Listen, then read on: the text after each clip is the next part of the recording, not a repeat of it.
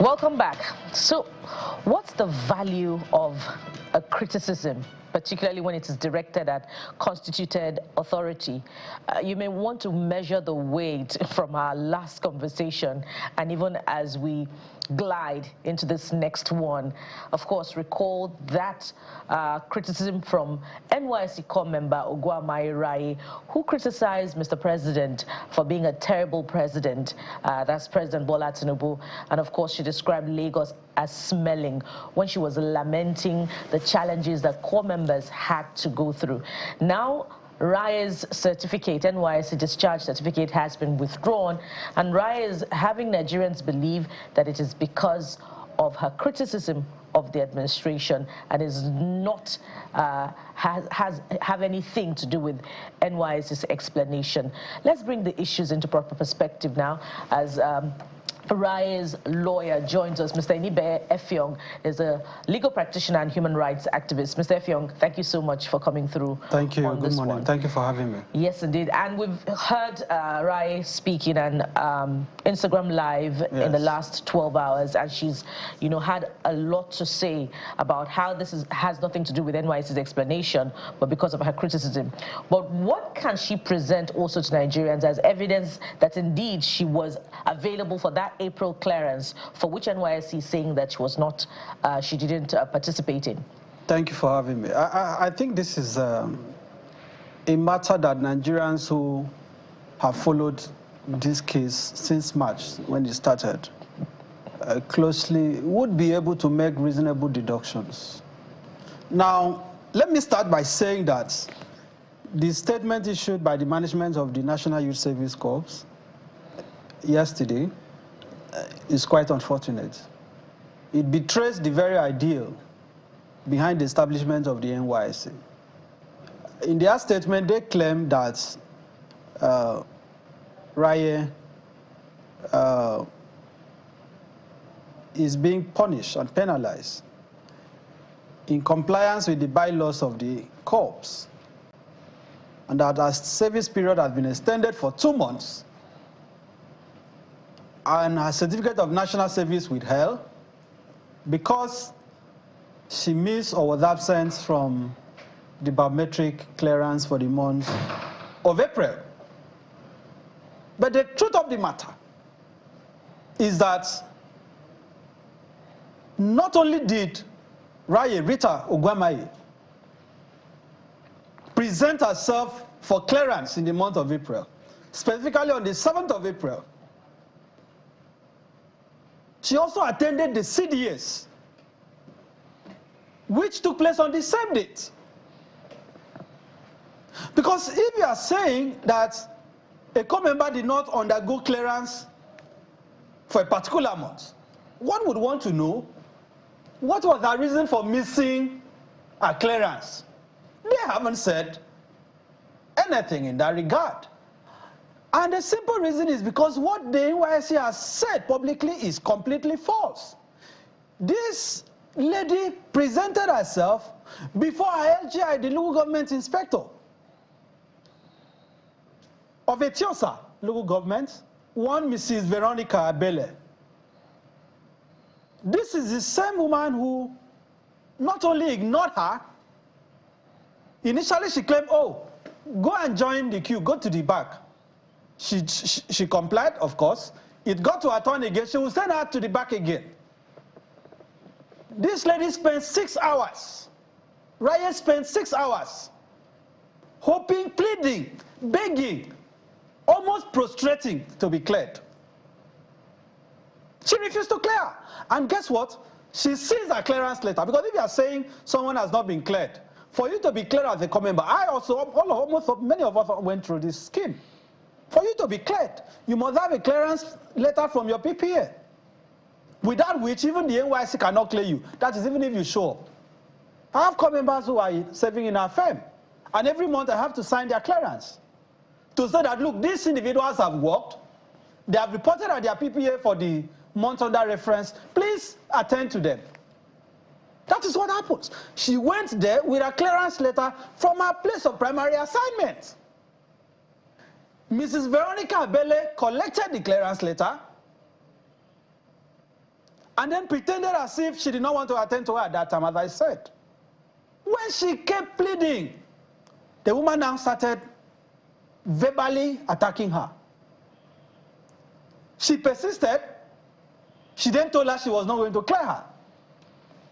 Asked her to get out, that she would not attend to her. And Raye said, look, Madam Bed, please, assuming I have done anything by the NYSC bylaws, which is correct, I am supposed to face the court disciplinary committee. That infuriated the woman the more. That who are you to even make a suggestion about what the bylaw says? And ordered her to leave. What was she supposed to do after 6 hours? This is after she has seen her clearance letter. She sent her away. On the 11th of April, Raye went back to Mrs. Veronica Bele's office. This is a few days after the date for CDAs and clearance. Begged her, pleaded with her, please, claim me for the month of April. She said, no, I don't have a problem with you. Okay, but nothing can be done now. We have finished monthly clearance. This is 11th of April. Did she bring all this to your notice at this time in April? I'm a lawyer. I'm privy to these things I'm telling you. I'm privy to these things I'm telling you. As far back as April? Of course, and let me make it clear to you that even the explanation they have given, because when they invited her to the, what they will not say is that when they invited her, because they invited her to face the disciplinary committee, belatedly, by the way, she eventually appeared, I think on the 24th of June, to see the extent of manipulation. Initially, the same Veronica Bele, ILGI, who had issued a query. In the query, Raye was smart enough, and she's a very smart lady, to put on record that she actually prevented herself for clearance, but she was refused the opportunity to be cleared. She was denied clearance. You know what happened? Mrs. Veronica Bele said she had misplaced her reply to the query. It was when she was going to face the disciplinary committee that the woman now asked her to write a fresh response. And when she's writing, she should omit and said that, oh, I did not come on the 7th, I came on the 11th. This was all orchestrated. Of course, that is going to help her. This lady just wanted peace. She just wanted all this to go away. And she did that. You know what happened?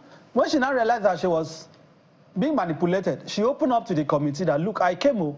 She sees my clearance letter. She refused to claim me, even after I had gone back to beg her. Unfortunately, the NYSC is still coming on public record to lie to Nigerians.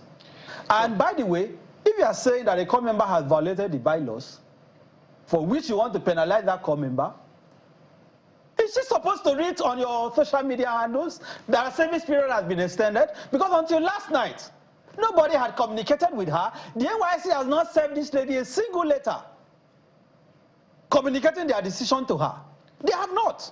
So it took her being denied a certificate of national service for her to now cry to Nigerians before the NYSC now deem it fit to come out to say, oh, your service period is being extended. So for clarity, she did not know about what she was being punished for until yesterday. So let me read their statement. I'm sure we've read it before for context. Rita is among the 131 core members whose certificates of national service were withheld for valid disciplinary reasons. Specifically, Rita's service year has been extended by 2 months for failing to attend the April 2025 biometrics clearance, a decision that aligns with the NYSC bylaws. What do you think is going on here? It is politics, and it's an embarrassment. The NYSC is supposed to be non-partisan. The NYSC is not supposed to make out or present itself or hold out itself as a public relations entity of the president, that if a citizen who happens to be serving Nigeria holds an adverse opinion about the president, that it is not the responsibility of the NYSC to address the grievance that the president may have. That is what is going on. This has nothing to do with monthly clearance. And let's even use common sense. Being a COP member a corps member who has had to go through all this, will you miss your clearance? Will you even give them a reason? So for proper context, as we speak now, was she ever cleared for April? They refuse to clear. Because you know it is biometric. You have to go with your clearance letter and thumbprint. So by fact, she's not been cleared for April? Yes, because she presented herself. Don't you think that's a premise also to extend the year? Because whether they manipulated it or it was omitted, I'm just giving the facts here. Yes. She's not been cleared for April. They are saying she refused. Read the statement. They are saying she refused to present herself for clearance. That she did not show up. Okay. Because the moment you show up, you are supposed to be cleared. So what's the name of the lady you mentioned? Veronica Bele. That is the local government inspector. Veronica challenge her to come on this program and deny it. This is me. That's why I'm calling. Yes. Veronica Bele. I don't know whether she will be allowed to come. You know, on the government policies. Veronica Bele or whoever is in charge of Lagos NYSC. This is an open local government inspector. Etiosa, local government. We are giving you an open invitation to come on this show and tell us your side of the story, because the lawyer to Rita has made his own presentation and it's quite compelling. So if you have a contrary position, from what we've heard, you deliberately denied her clearance and now you're punishing her for what you orchestrated. That is the allegation. So Ms. Veronica, or whoever is in charge of that local government, whoever is the authority there, please, we would like you to come on the show to also explain your part of the story, because if this is what it is, we'll leave it at this. This is a proper national embarrassment. But this Channels TV will give every side the fair hearing as far as conversations like this are concerned, because this doesn't look good in terms of optics, both for the NYSC and for the government. So Ms. Veronica Bele, we will be expecting you or whoever represents that local government to come and speak on your behalf. Bukola? There are two points I would like to quickly mention before I missed it. In March, when all this started, she was under a lot of threats. People were sending messages to her. She was thoroughly depressed. Even me as a lawyer was struggling to even, keep her calm. People were sending threats to her, also regarding the comments she made about... What kinds of threats? What's the content of the threat? Threats that, to life? Threats to... you are making disparaging comments about Lagos State. Okay. About cleanliness of Lagos State in quotes. A lot of threats were coming. So she became seriously depressed. She now was struggling at work. Her PPA, because there is a place of primary assignment. She's not serving at the NYSC office. She's serving in the NYSC scheme. They posted the PPA. They saw her predicament. They offered her sick leave. Please, you need some time for yourself to recover. They granted her PPA. You know what? My client, Raye, it notified the same Veronica Bele. With the evidence is there. I'm challenging them to refute it. That please, so I will not be able to go to work at my PPA. I need some days off because of the threats, and I'm also mentally depressed. You know what happened? The woman refused her. The same woman. This is all malicious. And after refusing her, she now went to her PPA. The same Veronica Bele. And they told her, this lady is going through a lot now. She's working in our organization. We have allowed her some time off. Don't forget that in March... And is this documented, by the way? I'm saying we have communication to prove this. She ignored her. All this has been malicious. Don't forget that the state coordinator had even called to threaten her. The evidence is there. So for them to now pretend that a COF member who has had to go through this, predict this oppression, will just suddenly, on the day of our clearance, choose to stay away, it is mischievous. So Mr. Effiong, you have rightly said that the NYSC is not a public relations appendage of the federal government. Yes. So this is why I'm asking this next question. Are these NYSC officials, quote unquote, allegedly acting on their own, or are they being put up to persecute her allegedly again this way? It is persecution. I believe some persons have interest in this matter. Let me tell you what is going on. What they are trying to achieve through Raye is to quell the voice of dissent in our country. Don't forget that it was soon after her outcry about what she had to go through. The cost of commodities, the inflation, how she cannot afford basic goods and services. So soon after that, the allowance of core members was increased to 77,000. And afterwards, they now feel that, look, if we don't deal with this lady, others will continue to speak out. That is what this is about. Let Nigerians not be deceived. This has nothing to do with monthly clearance. And the reason why, and that is why we are going to invoke the provisions of the law. The bylaw says, I'm going to write to the Director General of the NYSC in the coming hours to put these facts officially before them. If they don't give us a favorable answer by virtue of Section 20 of the NYSC Act, I'll be writing to the President and Commander-in-Chief. That is what the law says. That if we are not satisfied, we should write to the President before legal action. We want to give them an opportunity to redeem themselves. And the Director General of the NYSC has an obligation to ensure that the image of this scheme is not tarnished. Because look, at the end of the day, it is national service. We have politicians in our country today holding high positions who did not go through NYSC. Since I finished service, I've not had cause to look at my discharge, my national certificate of service. I've never had need for it, but that did not stop me from serving Nigeria. Raye probably may not even have need to use this certificate, but to spend 1 year of your life saving a country, and after that 1 year, some people feel that because they are powerful, they will victimize you and say, oh, go and serve for additional 2 months because you did not come for clearance, which is a lie. It is unfortunate. NYSC is supposed to demonstrate the highest virtue of integrity, of discipline, of honor. And why, how come? I want you to call them and ask them, how come that they have taken a position publicly, which they have announced, without communicating it to her? At what point did they reach a decision to stay in her 2 months, a period by service by 2 months? So she's not been officially written. No communication. So, but the and I'm talking to you. But they are saying that she's not the one. Sorry, she's not Jeffrey. the only one. The NYSC is also saying that other NYSC core members have been affected, that she's not the only one. So did those ones have an official communication sent to them? They have to come and tell us. It's for them to disclose that information. But I'm telling you that what is clear is that it is not yesterday. They said they are saying it was yesterday was Sunday, by the way. I don't know if they work on Sundays at the NYSC headquarters. Was it on Sunday that they reached a decision to stay in a service period? You have to communicate it to her. It is a punitive measure. When was this decision reached? Because as at yesterday, there was no correspondence from the NYSC. Why should she be reading? In fact, why should she wait until the day of her passing out to find out that her certificate was going to be withheld? Doesn't this speak to the malice?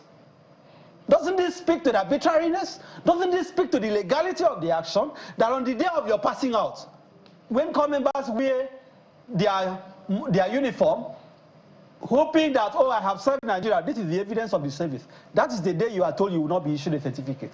It is an embarrassment, it is an aberration.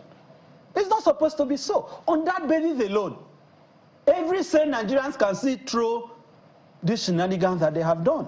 And I am sad. Because what is the offense of this lady? What is her offense? What has she done, really? They should come out and tell us what she has done. Because the excuse they are giving from what I have told you is not correct. Are they saying she did not work? So in redeeming themselves, so you said you'll write to the NYSC, you'll write to the president. What's the timeline before you institute a suit legally?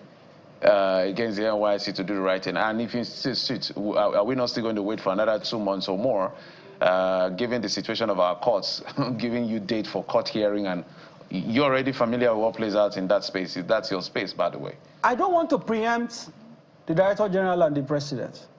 Maybe the Director General was misinformed. Maybe his subordinates lied to him. But I'll give him an opportunity for self-redemption, to tell Nigerians that, look, this service still has modicum of honor. That you cannot be stigmatized, you cannot be criminalized for serving Nigeria. We will give them an opportunity to issue our certificate, cancel the purported extension. If they don't respond, Section 20 of the NYSC Act says we should write to the President and Commander-in-Chief for a review. And we are going to do that. If after we have explored, and the letter will get to them in the coming hours, it's a question of hours, not this. If after these options are exhausted, within the time that I have highlighted, we don't get a favorable response, it will left for Raye to determine whether to proceed on the 2 months or we should take legal action. But all options are on the table. What I don't want to happen is this dangerous precedent that they are setting. Don't forget, this is not isolated. They did this to Showore. They did this to other people in Nigeria who had their NYSC discharge certificates withheld. service withheld. It has been happening over the years. And part of the problem is that the NYSC was created as a product of military dictatorship. You know, after the Civil War, there was a need. Gowon felt the need to unite Nigerians, for Nigerians to interact with people of other languages, people of other cultures. That is the explanation for why Raye, who is from Cross River State, is serving in Etiosa in Lagos. That is the explanation for it. So if you are now trying to unite Nigerians, you cannot be uniting Nigerians based on falsehood, based on deception, based on injustice. That is why I'm saying that the very ideals of the NYSC is being betrayed in this case. This lady, I'm telling you, presented herself on the 7th of April, was denied the opportunity to be cleared despite a clearance letter, went back to beg this same Veronica Bello on the 11th. The woman still refused to attend to her, only for them to come out now and pretend that, oh, she did not show up along with others. It is very unfair. No Nigerian should have to undergo this kind of torment for nothing. Quite thought-provoking there, and I recall Mr. Shuare also saying yesterday during that broadcast that it was as a result of Raye's case that you know, the government had to now was compelled to increase the alawi, or the allowance, as we say, alawi, as we say here in Nigeria, to 77,000 naira. Prior to that time, what NYSC core members were receiving was 30,000 naira, in line with the lowest level cadre in the civil service. But before we wrap up on this conversation, how is Raye keeping mentally amid all of this? She's struggling with all this. She feels betrayed by her country. I would feel the same way. She cannot explain what is going on. She's trying to come to terms with the travesty that is taking place right now. That how come, after I have offered 1 year of my life to save Nigeria, the reward I'm getting is persecution. That is why I am appealing directly to the Director General of the NYSC. Please demonstrate that this service still has room for decency. That under your administration as the DG, honor can be preserved. You cannot be allowing this to happen. This started in March. He could have intervened in March to put an end to this charade. He didn't. Now that this has happened, Nigerians are waiting to see whether the DG will address this issue. I am challenging the NYSC to come on record. I want to sit with them. Maybe Raye can even join them. Let them come and refute the claims I have made this morning. That Raye did not show up on the 7th of April for clearance. That Raye did not present a clearance letter. Let them write to our PPA. Did you issue this lady with a clearance letter or not? She seized that letter from her, refused to release it to her, kept telling her, oh, go and join the queue again. Back and forth, till after 6 hours, she now fled up and chased her away. You're not supposed to treat somebody like that. Okay, as we begin to wind down, so we've extended an invitation to the NYSC. Whoever is in the NYSC, led by, I use the word deliberately, Veronica Bello, your name has been mentioned. So it's only fair that you answer for yourself, because this is not looking good at all for you or for whatever it is that you represent as far as this agency is concerned. So, but before we let you go, let's have your intervention on another issue, the Quan incident. I know you followed it. Yes. I saw part of the legislation that established the civil aviation. Yes. They say it could be tantamount to hijacking. It could be issues around life imprisonment or a fine and a fine. What does the law say? And he has apologized right now. So what do you make of the situation? Maybe that's the best way to ask you. I doubt if there is any inmate in Krikri that is not willing to offer an apology to be freed. Evans, the convicted kidnapper, has apologized. Let the government free him. Since Nigeria is now setting free people who violate the law based on an apology.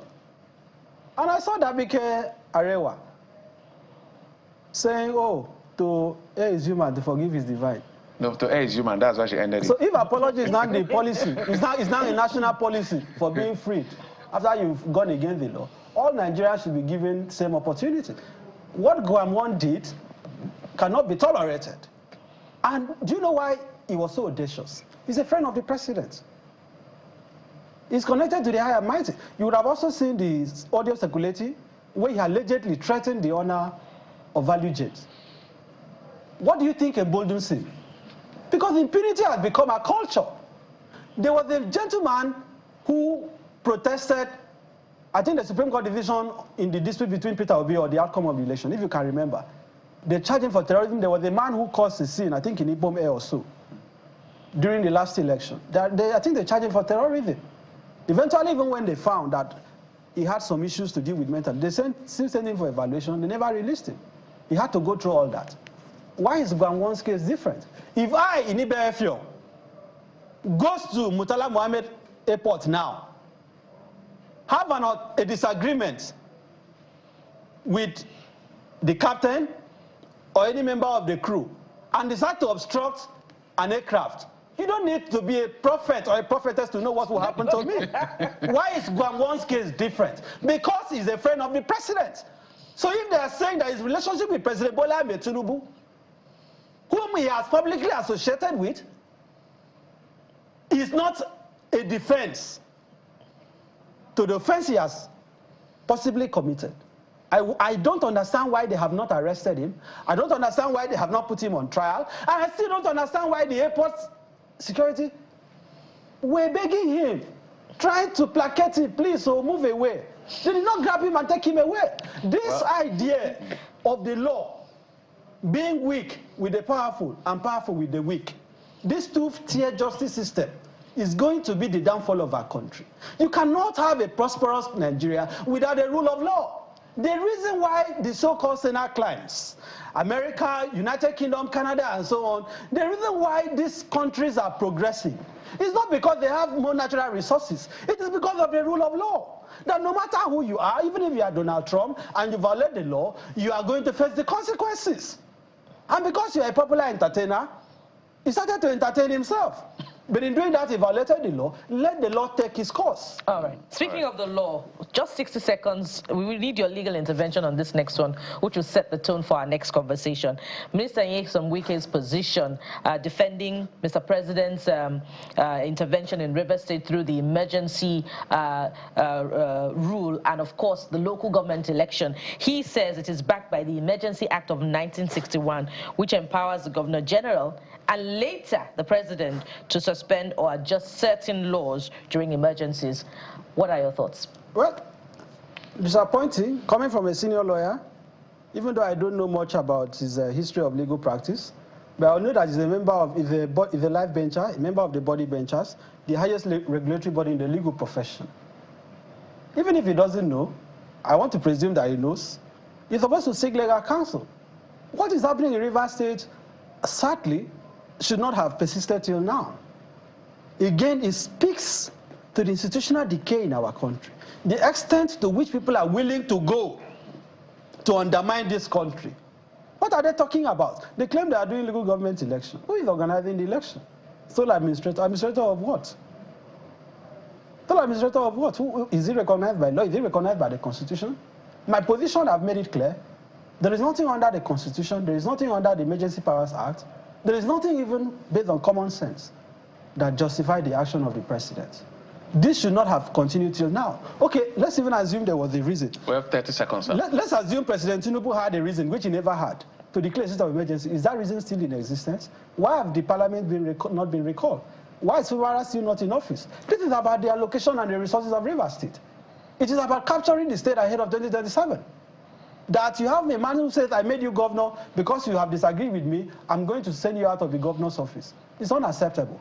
And Wike should know that history is full of examples of those who thought they were almighty, those who thought they were too powerful, being destroyed by their own arrogance. That is all I would say. All right, Mr. Enibe, thank you so much for coming through on this particular. We will keep tabs with you to know the updates on Ogwamai Raye's situation as far as her youth service is concerned. But we've been talking with Mr. Enibe Effiong, a legal practitioner and human rights activist who is representing the NYSC core member, Rita Ogwamai, whose certificate has been withdrawn. Thank you so much for your time. My pleasure being with you on the show. Morning.